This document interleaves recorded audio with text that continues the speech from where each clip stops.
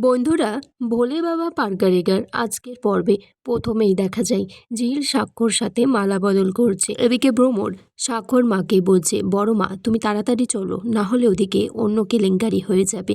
এদিকে তো চৈতিদি মাথা ঘুরে পড়ে গেছে। সাক্ষর মা বলছে, আমি এই বিয়েটা মানি না, আর যদি সাক্ষ্য বিয়েটা করেও ফেলে তাহলে আমি কখনো সাক্ষর মুখ দেখব না। আর ভ্রমর তখন বলছে, বড় মা তুমি বিয়েটা না মানলে কি হবে, দাদা ভাই তো মানছে। এদিকে ভ্রমর ঋষভকে বলছে, আমার ব্যাপারটা কিন্তু একদম ভালো লাগছে না। ঋষভ বলছে, কেন? সাক্ষ্য যাকে ভালোবাসে তাকেই বিয়ে করছে, এতে ভুলের কিছু নেই। ভ্রমর তখন বলছে, ঝিল কখনোই আমাদের ফ্যামিলিতে ফিট করবে না। তখন ঋষভ বলছে, অ্যাডজাস্টমেন্টটা তো একজনের করতে নেই, সাক্ষ্য আর ঝিল দুজনে একসাথে করবে। এদিকে চৈতির মা পুলিশ স্টেশনে বলছে যে যদি সত্যিই ওরা ভালো ফ্যামিলি হতো তাহলে সাক্ষ্য এটা করতেই পারতো না, ওর ফ্যামিলির সাপোর্ট আছে পুরোপুরি। এখনও বিষয়টাকে এড়িয়ে নাটক করছে। চৈতি এদিকে বলছে, আমাদের হিন্দু শাস্ত্র মতে সিঁদুরদানির লাস্ট স্টেপ, আমরা যখন ওখান থেকে তাড়াহুড়োয় বেরিয়েছিলাম তখন বিয়েটা কিছুক্ষণ বাকি ছিল, আমাদের এক্ষুনি যেতে হবে, না হলে সর্বনাশ হয়ে যাবে। এদিকে সাক্ষর মা বলছে, আমাদের ফ্যামিলির নাম যশ সবটা নষ্ট করে দিল সাক্ষ্য। তখন ভ্রমর বলছে, বড় মা একটা কথা বলছি, কিছু মনে করো না, আমি তো এখন বড় হয়েছি, বলতেই পারি।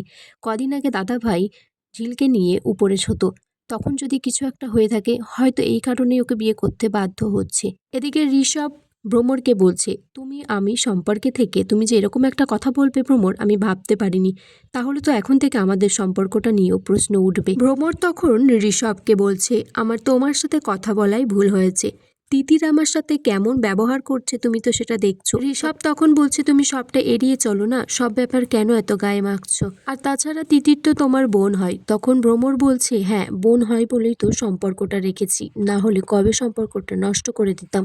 এদিকে ঝিল আর সাক্ষ্য সাত পাকে ঘুরছে। তখন তিতির তার বড় মা মানে সাক্ষর মাকে বলছে, তুমি তাড়াতাড়ি চলো। ওদিকে চৈতিদি আর তার মা বাবাকেও দেখলাম না, মনে হয় ওরা থানায় গেছে।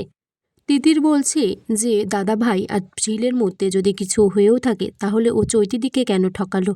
এদিকে ঠাম্মি আর দাদু বলছে সাক্ষর যে এবার তো বৌমাকে খবর দিতে হবে। এখন সাক্ষর দাদু বলছে, আমি কি মুখে গিয়ে বড় বৌমাকে বলবো।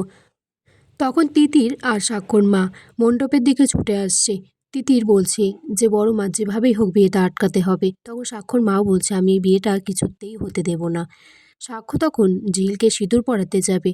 তখন ঠাম্মি বলছে যে চৈতিকেও তো এখানে দেখছি না, তার মা বাবাকেও দেখছি না, তারা কি বাড়িতে চলে গেল। তখন দাদু বলছে যে আমাদের সাথে যদি এরকম ঘটতো আমরা কি বাড়ি যেতে পারতাম, দেখো হয়তো থানায় গেছে।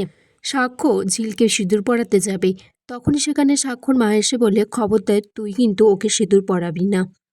সাক্ষর মা বলছে, তুই যদি ঝিলকে সিঁদুর পরাস তাহলে কখনো আমাকে আর মা বলে ডাকবি না। তখন ঝিলের মা দিদি বলছে, আমরা কিন্তু এই ব্যাপারে কিছু আগে থেকে জানতাম না। সাক্ষ্য তখন পুরোহিত মশাইকে বলে যে এখানে বর বসে আছে, বিয়ের কোণে বসে আছে, আপনি মন্ত্র বলা কেন বন্ধ করলেন, বিয়েটা আপনি আর আজকেও সিঁদুরদানটা হলো না। বন্ধুরা তোমরা কমেন্ট করে জানিও কেমন লাগলো এই পর্বটা।